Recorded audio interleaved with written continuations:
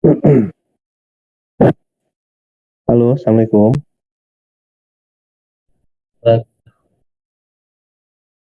Oke, kita mulai saja ya. Mungkin tidak bisa lama juga. Ini saya ternyata ada meeting dengan BRIN, pembahasan tentang jurnal ya. Serba salah juga ya. Saya baru tahu ada undangan. Sebenarnya udah tahu sih, cuma lupa ya. Sehingga tadi diminta sama Prof. Rike. Prof. Rike itu adalah profesor riset ya dari BRIN, mengingatkan saya untuk gabung. Padahal saya lagi tadi siap-siap untuk mengajar setelah baru selesai rapat begitu. Oke, anyway, saya akan share whiteboard ya. Hari ini kita akan, masuk ke materi jenis-jenis ikatan ya. Kan ini belum ya jenis-jenis ikatan ya. Recording in progress. Ya, jenis ikatan. Nah, di dalam semikonduktor ya, di awal saya sudah menjelaskan ya, semikonduktor itu ada yang masuk kategori elemen semikonduktor, ada juga yang membentuk suatu senyawa karena antar elemen itu saling berikatan satu sama lain. Nah, ikatan ya untuk semikonduktor ya, saya akan mengulas yang umum saja seperti yang sudah saya tulis juga di buku Fisika dan Teknologi Semikonduktor. Itu ada ikatan ya, ada ikatan yang namanya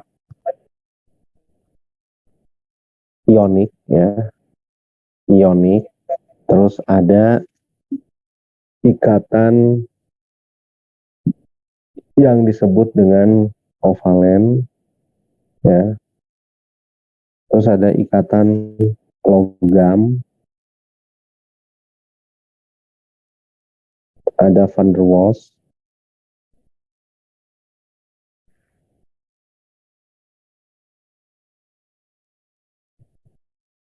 dan ada juga ikatan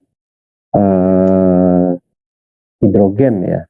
Namun ikatan hidrogen itu sebenarnya masuk ke kategori van der Waals ya. Maka di buku saya, kalau tidak salah saya menuliskannya ikatan hidrogen. Nah, kalau kita lihat dari karakteristik ikatannya ya, kita akan bahas satu persatu ya, dari ikatan yang ionik ya. Ikatan ionik itu karakteristiknya seperti apa gitu ya. Nah, tentu saja ikatan ionik itu dibentuk oleh ion ya. Ini tentu saja ini dibentuk oleh ion ya, yang berasal dari uh, suatu elemen golongan 1A dan elemen dari golongan 7A. Nggak tahu. Nah, ini dokter ini ya. Hostnya bisa melakukan mute nggak? Oke, sudah mute ya. Nah, di sini ya, antara 1A dan 7A ya. Ketika kita lihat pergolongan 1A dan 7A, tolong yang itu menjadi host di mute ya. Ya, dari 1A 7A ini akibat dari adanya apa gitu ya, terbentuk ikatannya. Itu akibat dari adanya interaksi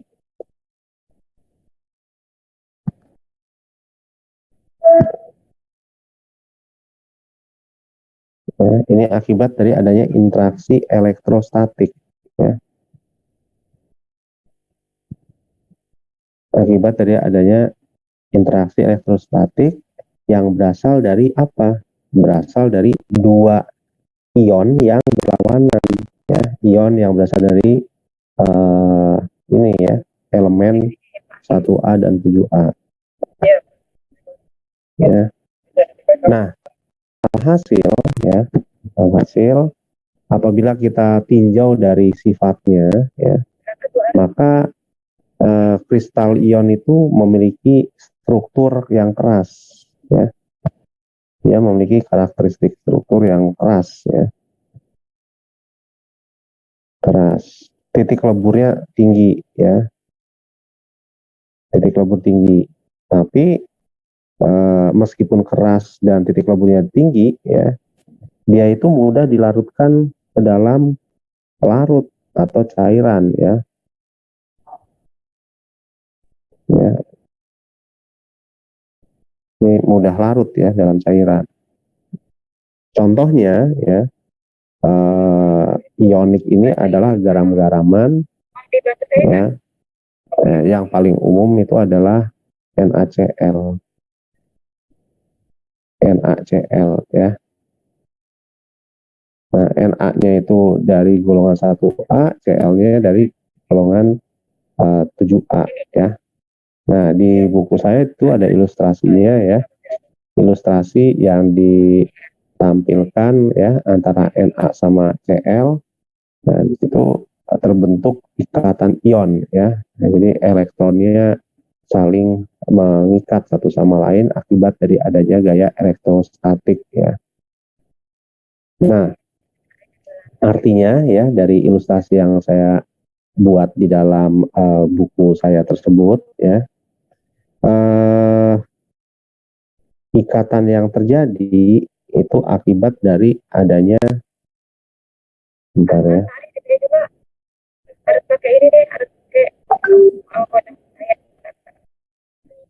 ya, itu akibat adanya transfer elektron ya. Dalam ikatan ionik itu ada yang disebut transfer elektron ya antara satu atom ke atom lain ya. Nah, di sini ya saya ilustrasikan aja kalau ada Na dan ada Cl gitu ya. Si Na ini akan memberikan elektron ya untuk Cl ya, untuk Cl ya, memberikan elektron untuk si Cl sini. Nah, artinya si Cl nanti akan mendapatkan elektron ya, sehingga dia akan bermuatan ya negatif ya, dia akan bermuatan negatif. Nah, ini karena kehilangan elektron untuk yang Na ini akan bermuatan positif gitu. Nah, yang bermuatan negatif ini disebut apa ya? Ini disebut anion ya. Anion itu adalah ion bermuatan negatif. Sementara yang bermuatan positif itu disebut kation ya. Oke. Kurang lebihnya seperti itu ya. Selanjutnya ya, ketika kita membahas konsep elektrostatik ya. Ketika kita membahas konsep elektrostatik, ini kita nanti akan merujuk pada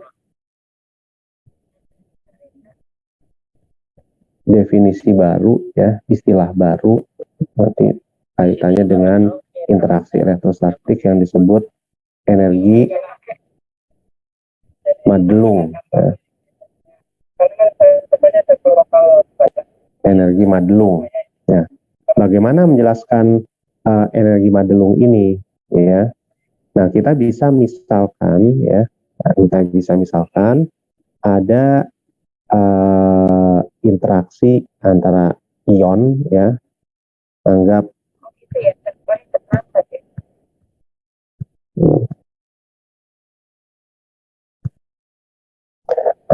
ya mereka memiliki muatan positif dan muatan negatif ya. Ini muatan yang pertama, satu, yang ini dua ya. Terpisah sejauh R, gitu ya. Ini terpisah sejauh R. Nah, dalam hal ini kalau kita lihat ya, kita bisa katakan R ini cukup jauh, maka interaksinya bersifat long range order gitu ya. Nah, artinya ketika kita merujuk pada konsep energi kohesi, nah pada kondisi interaksi dengan R yang relatif jauh, nah, energi kohesinya itu akan kecil, ya, akan sangat kecil ya. Nah, lalu di dalam konteks interaksi antar ion ini, ya, justru yang paling dominan itu adalah interaksi elektrostatiknya, ya. Jadi yang paling dominan adalah interaksi elektrostatik.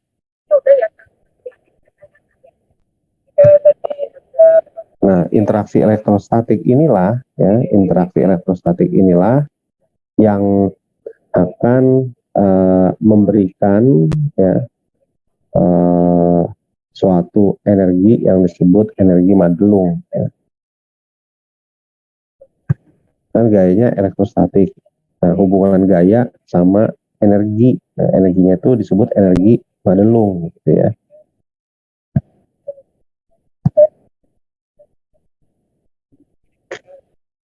Jadi energinya adalah energi Madelung.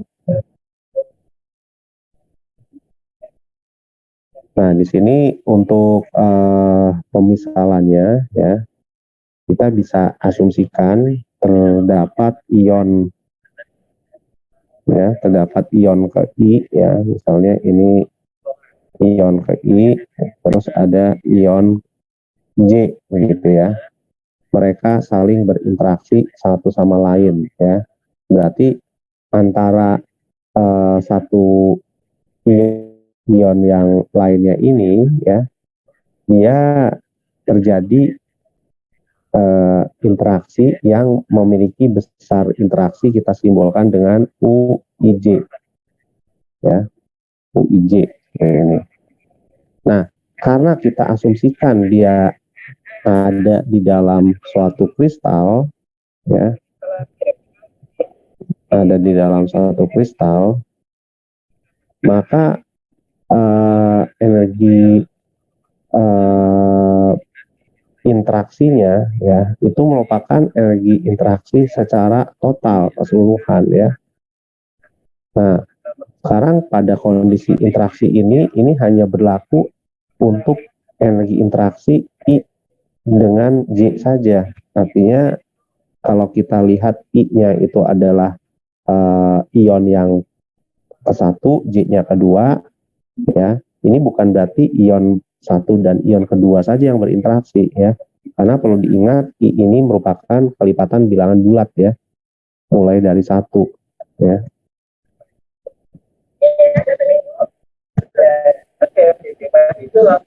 Nah, sebentar ini.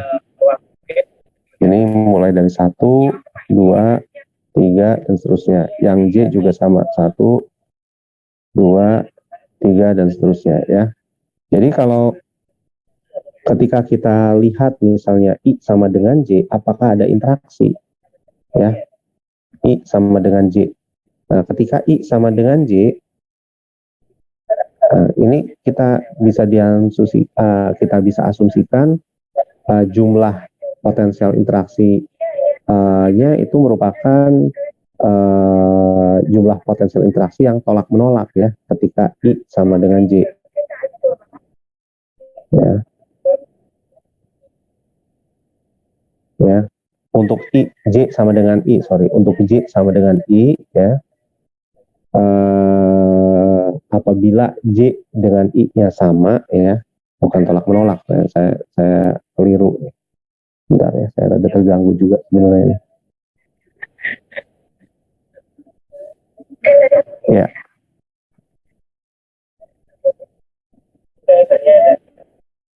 Oke, saya lanjutkan ya. Ketika I sama dengan J, ya, bukan berarti tolak menolak ya. Yang saya maksud adalah kita bisa lihat sekarang interaksi U ke I sama dengan penjumlahan interaksi yang terjadi di dalam kristal ya antara ionnya itu bisa dinyatakan dengan demikian ya. Nah, di sini kita lihat UIJ ya, itu disebut sebagai apa? Ini adalah interaksi tolak menolak ya, tolak menolak apabila dia memiliki ion yang muatannya sama gitu ya. Nah, namun kalau yang muatannya berbeda tentu dia akan tarik menarik gitu. Nah, sekarang kita misalkan ya, kita misalkan bahwa energi potensial interaksinya dinyatakan dalam bentuk eksponensial ya. Dalam bentuk eksponensial ya, saya tuliskan dalam bentuk lambda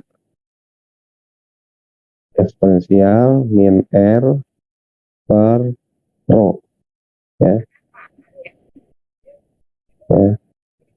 Nah, lambda dan rho ini adalah parameter empiriknya ya. Ini disebut parameter empirik. Nah, sementara kalau kita lihat potensialnya, dia memiliki potensial kolom ya, potensial kolom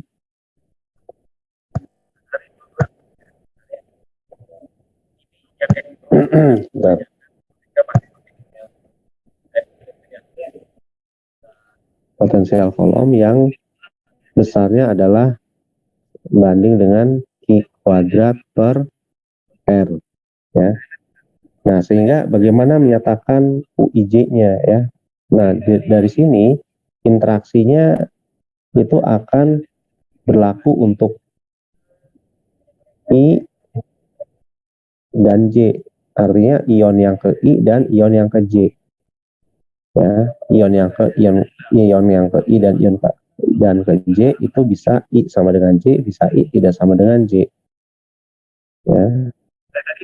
Nah, kalau begitu ya, bagaimana kita merepresentasikannya ya? Representasinya untuk potensial secara total dia akan memiliki bentuk persamaannya menjadi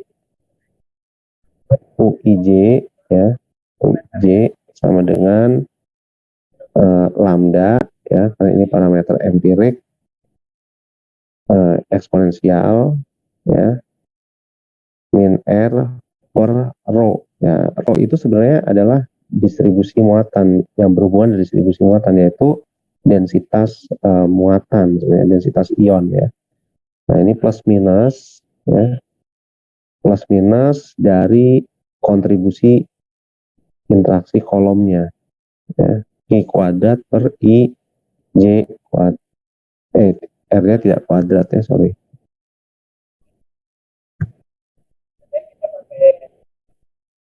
Oke. Nah, di sini ya kita ada kesepakatan apabila tanda yang dipakai adalah positif. Ya, tanda positif ini untuk muatan sejenis ya. Ini untuk sejenis. Nah, untuk sejenis. Nah, kalau negatif itu berlawanan jenis ya. Tidak sejenis gitu.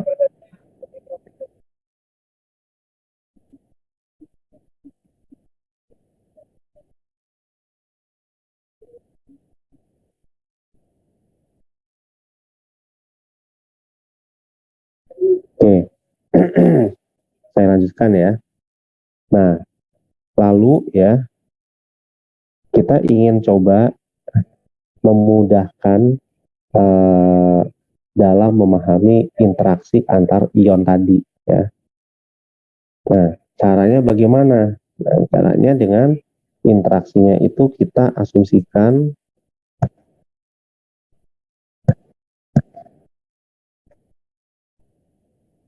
ya.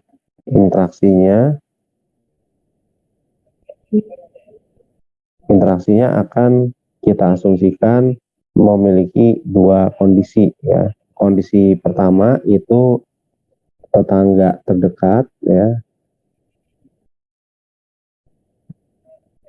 dekat, dan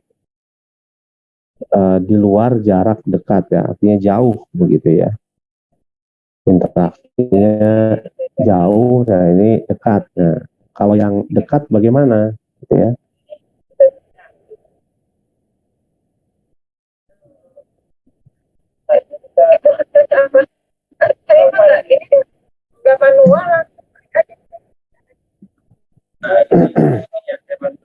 Nah, sebentar ya. Nah, kalau yang dekat, ya, kalau untuk yang dekat, ya, interaksinya itu bisa dituliskan, ya, lambda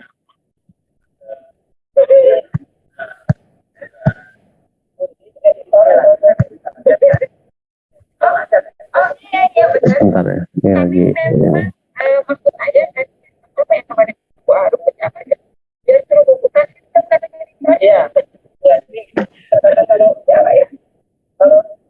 Wah, ini sinyal saya tidak bagus ya, karena pen tabnya nggak bisa berfungsi.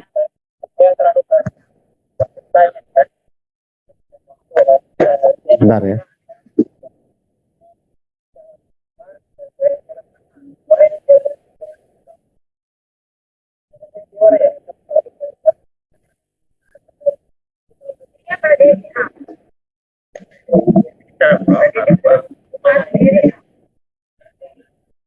Ya, tes suara saya jelas nggak? Jelas, Pak. Oke. Nah, ini untuk tetangga terdekat kita punya interaksi langsung saja ya, lambda e eksponensial maksudnya ya, eksponensial min r per rho q kuadrat per r, ya, ini r ya. Nah, sementara untuk di luar jarak terdekat atau katakanlah interaksinya jauh, ini formulasinya ya hanya mengacu pada interaksi kolom saja, ya.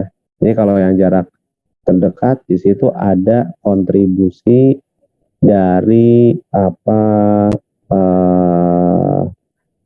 kuantitas P, ya. P itu sebenarnya berhubungan dengan polaritas, ya. Jadi nanti kaitannya dengan dipol seperti itu. Nah, sehingga ya di dalam penurunannya, ini saya langsung aja ya shortcut. Nah, kita bisa nyatakan dengan bentuk ya, karena tadi untuk yang kondisi yang jauh ini hanya kontribusi kolom gitu ya, yang paling dominan, maka interaksi secara total itu bisa dinyatakan dalam bentuk N kali UI ya. Ini energi potensial yang tadi di awal ya. N-nya ini adalah jumlah ion. Jumlah ion. Nah, dari hubungan U total sama dengan NUI ya, ini nanti kita akan peroleh hubungan ya, kan tadi U-nya itu adalah ini ya.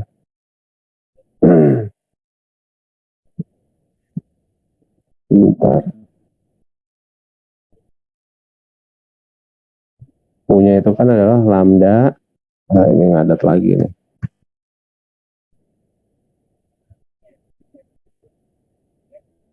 Ini lambda ya, eksponensial min RIJ per rho ya, ini plus minus I kuadrat per RIJ, ya kan? Nah, ketika tadi kita sudah mengetahui ya ada kontribusi dari kuantitas P di situ ya. Jadi untuk membuat hubungan antara Rij ya, untuk membuat hubungan Rij dengan P ya, Pij dan terus ini R ya. Nanti kalian coba cek di buku Zat Padat ya, P itu apakah polaritas atau apa ya. Yang jelas ini adalah parameter yang diperkenalkan untuk memudahkan dalam perhitungan saja. Nah,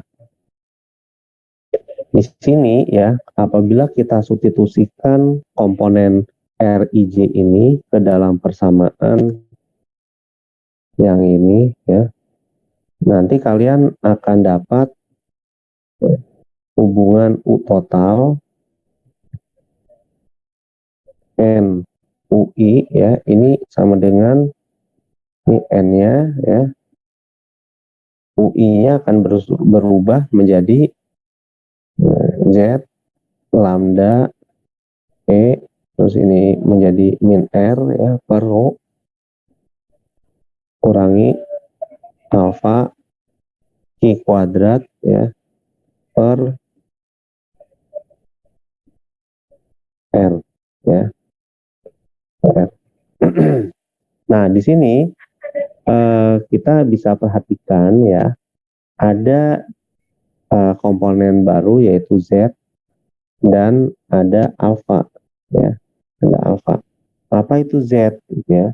Z itu merupakan jumlah dari tetangga terdekat ya yang ada di sekeliling ion-ion tersebut ya.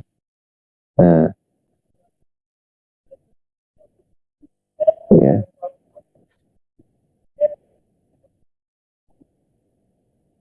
Nah, dan juga kita bisa perhatikan di sini ada bentuk konstanta lain yaitu alfa ya. Nah, alfa itu apa? Alfa itu kalau kita lihat ya, ini memiliki bentuk ya, alfa memiliki bentuk seperti ini ya. Jadi kalian lihat di buku ada plus minus ya, per PIJ. Nah, ini disebut sebagai konstanta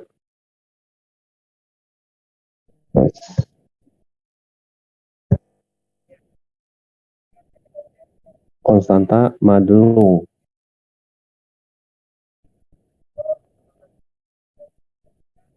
Ya, ini disebut konstanta Madelung. Oke. Nanti kalian pelajari konstanta Madelung itu apa ya. Nah, selanjutnya adalah kita masuk ke konsep ikatan kovalen ya. Prinsipnya untuk ikatan kovalen ya, untuk ikatan kovalen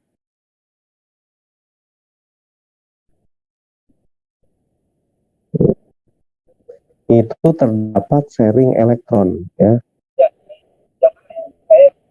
Ini terdapat sharing elektron ya di antara atom-atom yang berikatan ya. Nah, tentu saja elektronnya berasal dari mana? Berasal dari kulit yang terluar, yaitu kulit valensinya, gitu ya.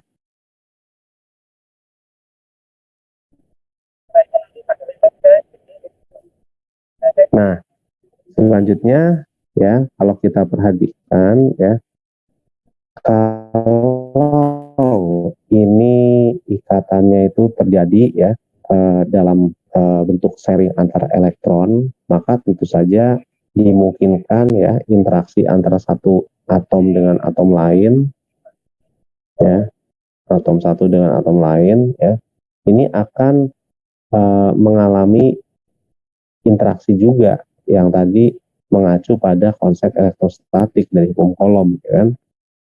Nah, bagaimana menjelaskannya gitu ya, apabila kita melihat distribusi elektron yang ada di kulit si atom tersebut. Kan bisa saja dimungkinkan interaksi yang terjadi antara atom logam dengan non logam, misalnya ya. Nah, lalu juga interaksi yang terjadi bisa saja logam dengan logam, gitu ya.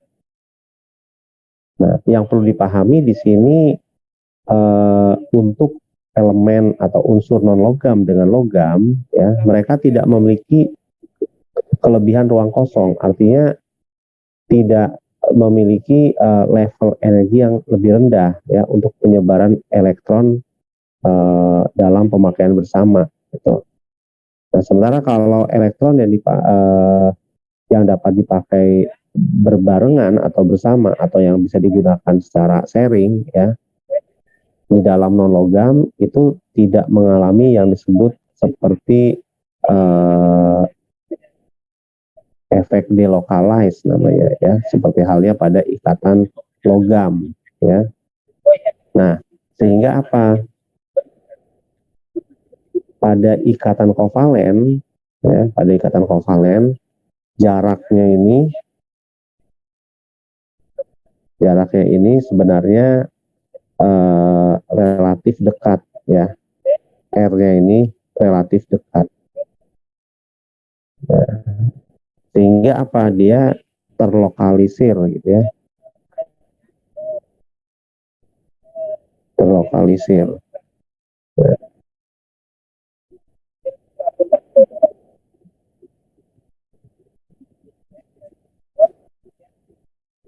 Nah, hal yang paling mendasar juga ya, ikatan kovalen ini harus membentuk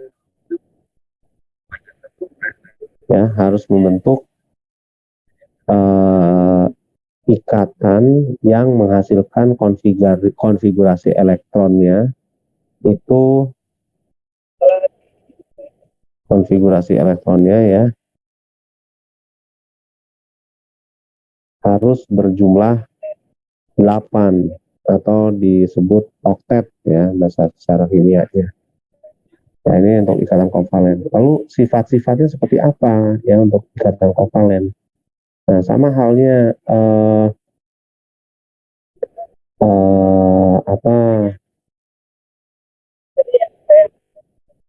sebenarnya serupa dengan ikatan yang kalian sudah pelajari ya. Sini biasanya untuk ikatan kovalen dia memiliki karakteristik ikatannya relatif dibilang kuat juga tidak terlalu kuat ya, tapi levelnya medium gitu ya. Dan dia memiliki titik lebur juga bisa dikatakan tinggi ya, namun tidak terlalu kuat seperti halnya logam gitu ya. Nanti kalian bisa baca di buku saya juga ya.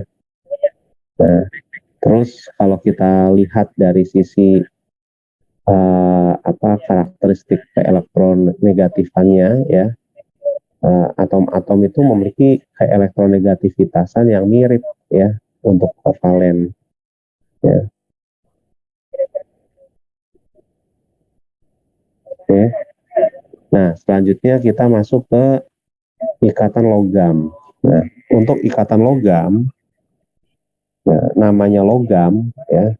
Kalau kita lihat dari band gap energinya saja, logam itu berimpit atau bahkan bisa overlap ya, bisa overlap ya, bisa overlap. Artinya apa? Artinya dia memiliki jumlah elektron yang banyak sekali ya, jumlah elektronnya banyak. Nah, saking banyaknya di dalam suatu atom gitu ya, misalnya kita memiliki atom seperti ini ya dan seterusnya. Nah, jumlah elektron yang banyak di dalam kulit ya di masing-masing atom di dalam kristal ya, ini memungkinkan si elektron itu melintasi kulit dengan level yang sama di dalam atom lainnya, gitu ya. Maka kalau kalian lihat di buku yang saya tulis, elektron-elektron itu seolah-olah bergerak bebas ya, mengitari eh, elektron elektron yang ada di dalam kristal. Gitu. Sebentar.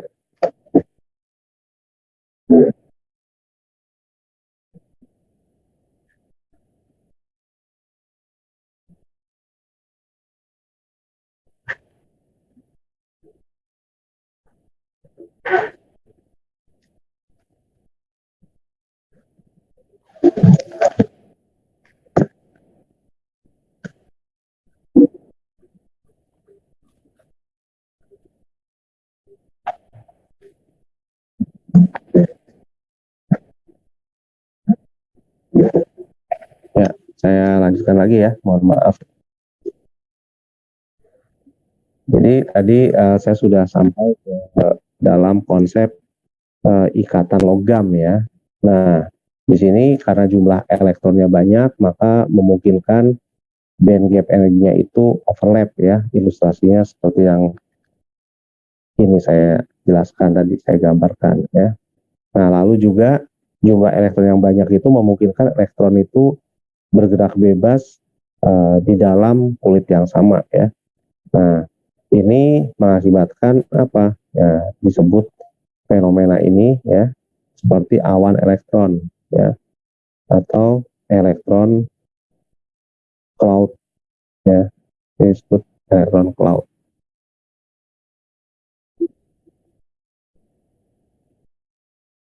Oke, singkat saja, nanti kalian baca ya, ini banyak penjabaran secara ini ya, di buku saya menurut saya jelas ya, nanti kalian tinggal baca saja. Langsung masuk ke ada ikatan van der Waals ya, atau ikatan yang mengandung hidrogen ya. Nah, ikatan van der Waals itu biasanya terjadi di dalam suatu molekul ya, van der Waals ya, ini biasanya terjadi dalam satu molekul.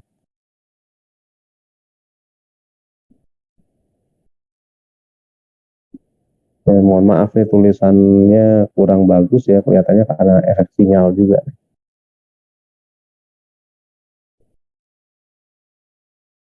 ya. Nah, kalau kita lihat ya sekarang bagaimana konsep molekul itu ya, kita bisa mengasumsikan adanya polaritas ya, adanya polaritas ya dari satu atom tersebut ya. Apabila kita misalkan ya, ini ada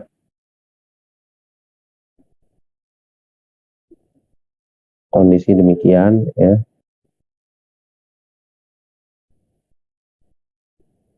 Nah, ketika ada efek eksternal, entah itu karena adanya gaya atau medan listrik, medan magnet, atau juga pengganggu lainnya ya, nah dia akan mengalami polarisasi.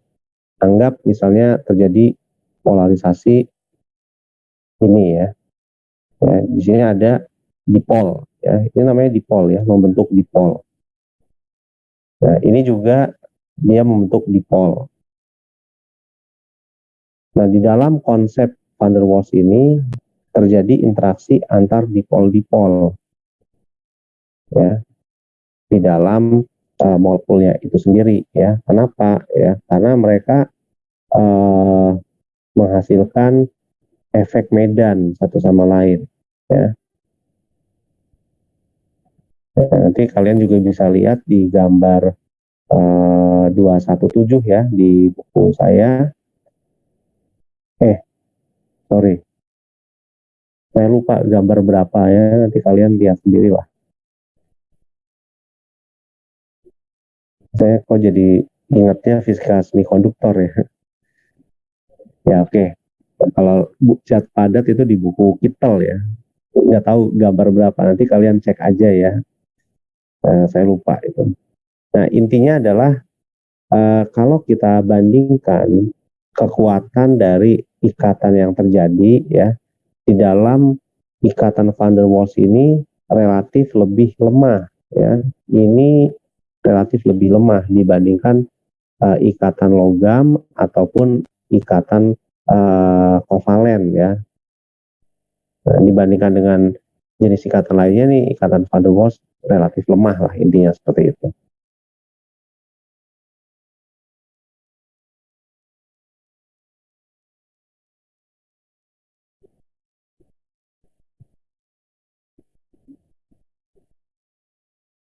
Nah, untuk contoh ikatan hidrogen yang biasa kita temui ya, kalau kalian baca buku zat padat, itu terjadi pada elemen-elemen F ya, terus ada oksigen juga, itu udah N ya, itu terjadi ikatan hidrogen.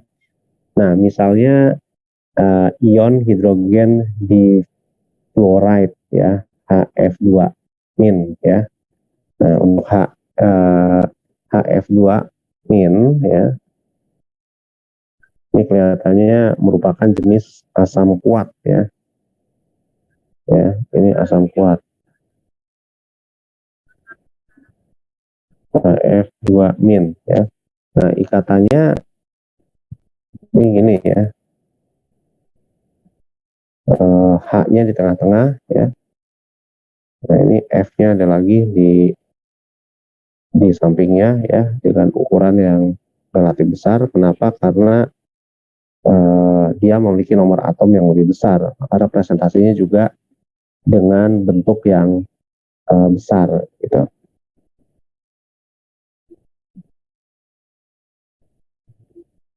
Nah, di sini ya pada bentuk ikatan hidrogen ya, ini kan konteksnya kuat ya. Atom hidrogen itu kehilangan elektronnya, atom hidrogen ya, kehilangan elektron karena apa? Karena diberikan kepada salah satu atom H ya.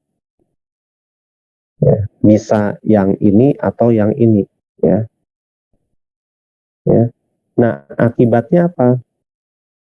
Pada sisi kanan atom hidrogen, ya, misalnya kita bicara sisi kanan, gitu ya, inti atom itu akan lebih terbuka. Inti atomnya akan lebih terbuka nih. Kalau misalnya elektronnya itu memberikan ke F yang sebelah kanan, gitu ya. Nah, alhasil dia seolah-olah akan menghasilkan muatan positif bagi atom H. Ya. Kenapa? Karena atom F itu lebih negatif, sehingga terbentuklah ikatan hidrogen antara muatan positif ya, inti hidrogen dengan muatan negatif atom F. Nah, ini kenapa disebut ikatan hidrogen gitu. Nanti kalian lihat di buku Kittel ya, ada ilustrasinya. Ya. Oke. Mungkin untuk kuliah hari ini saya tidak terlalu bisa memberikan penjelasan yang terlalu panjang ya, karena masih sambil memantau rapat dengan BRIN ya, khawatir saya diminta pendapatnya. Ini pikiran saya jujur aja terpecah juga ini. Mungkin itu saja kuliah hari ini ya. Jangan lupa isi presensi. Besok insya Allah kita masuk ke konstanta elastisitas ya. Demikian dari saya. Salam sehat, tetap semangat. Wassalamualaikum warahmatullahi wabarakatuh. Waalaikumsalam warahmatullahi wabarakatuh. Terima kasih Pak. Ya, sama-sama. Recording Saya live stopped. ya. Ya Pak.